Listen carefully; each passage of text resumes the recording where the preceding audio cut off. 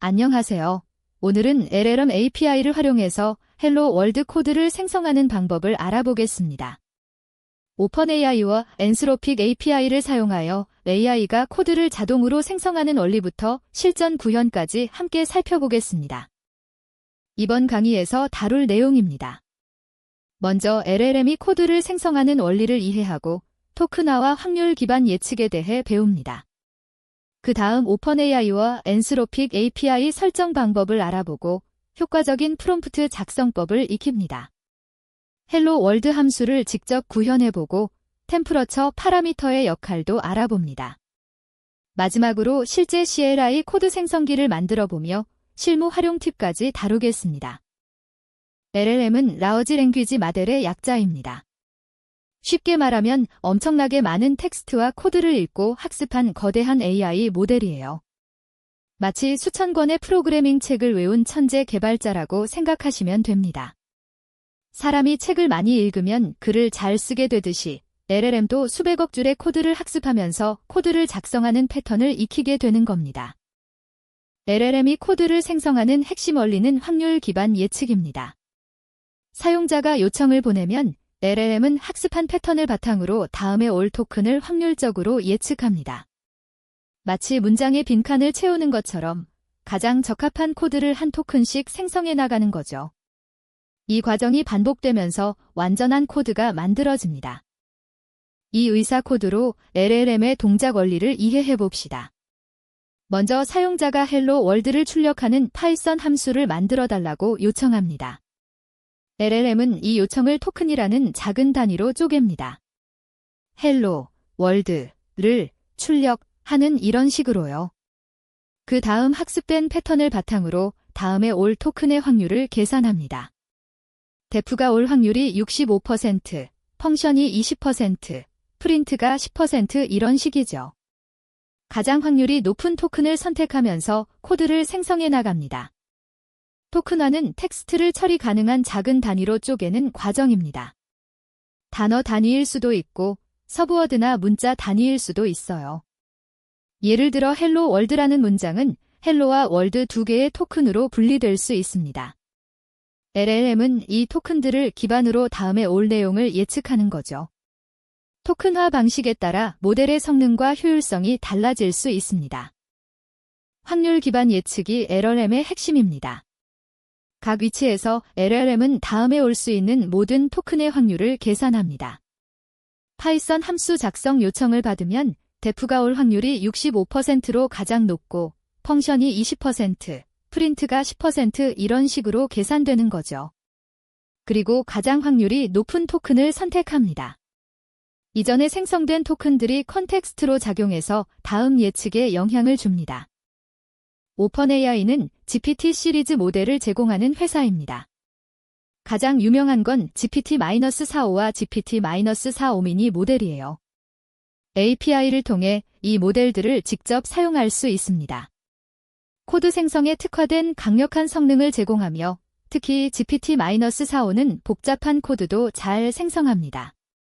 API 키를 발급받아서 사용하면 되는데 사용량에 따라 비용이 발생합니다. 오픈AI 라이브러리를 설치해 봅시다. 터미널에서 pip install openAI 명령어를 실행하면 됩니다. 설치가 완료되면 파이썬 C 명령으로 버전을 확인할 수 있어요. 정상적으로 설치되었다면 버전 번호가 출력됩니다. 이제 파이썬에서 오픈AI API를 사용할 준비가 완료되었습니다. 오픈AI 클라이언트 설정 방법입니다.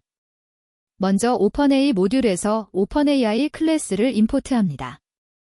그 다음 API 키로 클라이언트를 초기화해요. 클라이언트 채트 컴플리션즈 크리에이트 메서드로 API를 호출합니다. 마델 파라미터에는 사용할 모델명을, 메시지즈에는 대화 내용을 담습니다. 롤리 유저이면 사용자 메시지, 어시스턴트면 AI 응답입니다. 응답은 리스판스, 초이시즈 배열의 첫 번째 요소에서 메시지 컨텐트로 접근할 수 있습니다. 엔스로픽은 클로드 시리즈 모델을 만든 회사입니다. 클로드 3.5 사니트는 가장 강력한 모델이고 클로드 3 하이쿠는 빠르고 가벼운 모델입니다. 특징은 긴 컨텍스트 처리 능력이에요. 한 번에 수십만 토큰을 처리할 수 있어서 긴 코드 파일도 한꺼번에 분석할 수 있습니다.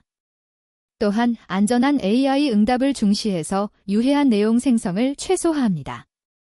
엔스로픽 API 사용 방법입니다. 엔스로픽 라이브러리를 임포트하고 클라이언트를 초기화합니다. 클라이언트 메시지즈 크리에이트 메서드로 API를 호출해요. 마델에는 클로드-3-5 사니트과 같은 모델명을 지정합니다. 맥스 토컨즈는 생성할 최대 토큰 수입니다. 메시지즈 배열에 대화 내용을 담고 호출하면 됩니다. 응답은 메시지 컨텐트 배열의 첫 번째 요소에서 텍스트로 접근합니다. 오펀AI와 구조가 약간 다르니 주의하세요. 좋은 프롬프트가 좋은 코드를 만듭니다. 명확한 지시와 구체적인 요구사항이 핵심이에요. 원하는 프로그래밍 언어를 명시하고 함수 형태인지 클래스인지 지정합니다. 필요한 기능이나 제약 조건도 상세히 설명하세요.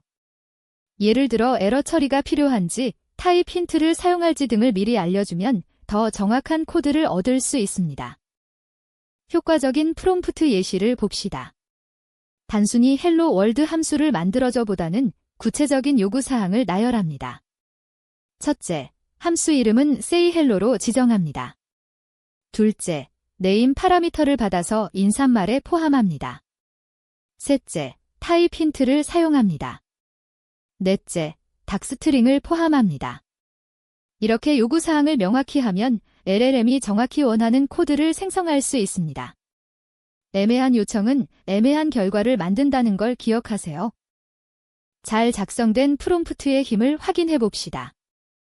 요구사항을 명확히 전달하면 LLM은 타입 힌트, 독스트링, 기본값까지 포함된 완벽한 함수를 생성합니다.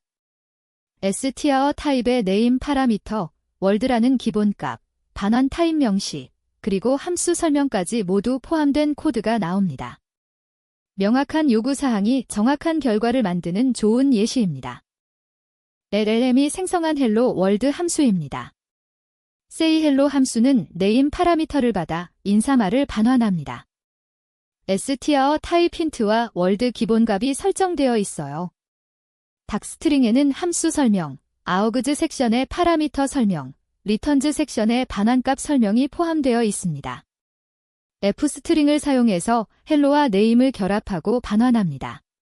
사용 예시처럼 인자 없이 호출하면 헬로, 월드가 이름을 넣으면 헬로, 코드덱이 출력됩니다. 토큰이 생성되는 순서를 살펴봅시다. LLM이 함수를 작성할 때 먼저 def 토큰이 생성됩니다. 그 다음 say, 언더스코어, 헬로 순서로 함수 이름이 만들어지죠. 열린 괄호, name, 콜론, str, 등호, 월드, 닫힌 괄호, 화살표, str, 콜론 순서로 함수 시그니처가 완성됩니다. 각 단계에서 이전에 생성된 토큰들이 컨텍스트로 작용해서 다음 토큰 예측에 영향을 줍니다. 템프러처 파라미터는 응답의 창의성을 조절합니다. 0에 가까우면 가장 확률이 높은 토큰만 선택해서 일관되고 예측 가능한 응답이 나옵니다. 1에 가까우면 확률이 낮은 토큰도 선택될 수 있어서 더 다양하고 창의적인 응답이 나와요. 코드 생성에는 낮은 값을 권장합니다. 코드는 정확해야 하니까요. 창자 글쓰기 같은 경우에는 높은 값을 사용하기도 합니다. 템프러처 설정 예시입니다.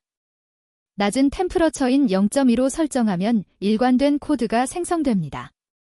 같은 요청에 같은 결과가 나올 확률이 높아요. 반면 높은 템프러처인 0.8로 설정하면 더 다양한 시도가 가능합니다. 같은 요청에도 다른 스타일의 코드가 나올 수 있어요. 일반적으로 프로덕션 코드 생성에는 0.1에서 0.3 사이, 아이디어 탐색에는 0.7에서 0.9 사이를 권장합니다.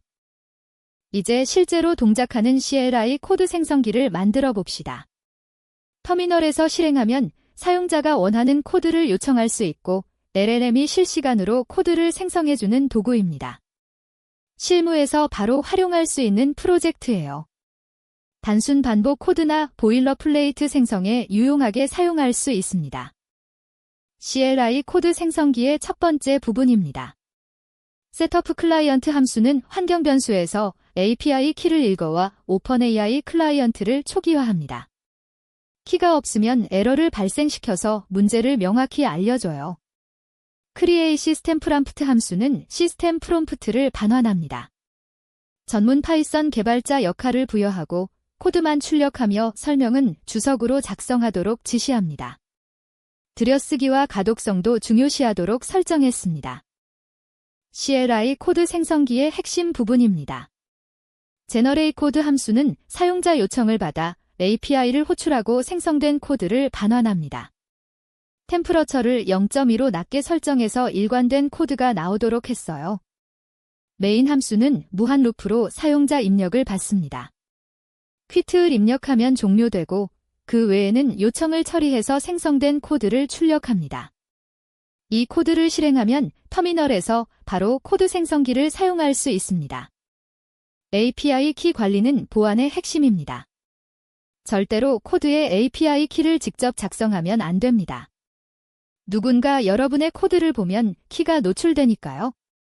환경 변수를 사용하거나 별도의 설정 파일에 저장하세요. 가장 중요한 건 기트에 업로드하지 않는 겁니다. 실수로 키가 기트허브에 올라가면 순식간에 도용당할 수 있어요. 기타이니어리 파일에 설정 파일을 추가하는 걸 잊지 마세요. 환경 변수로 API 키를 관리하는 방법입니다. 먼저 프로젝트 루트에 env 파일을 생성합니다. echo 명령으로 OpenAI API 키와 ANTHOPH 키를 작성해요. 그 다음 반드시 기타이니어리에 env를 추가합니다.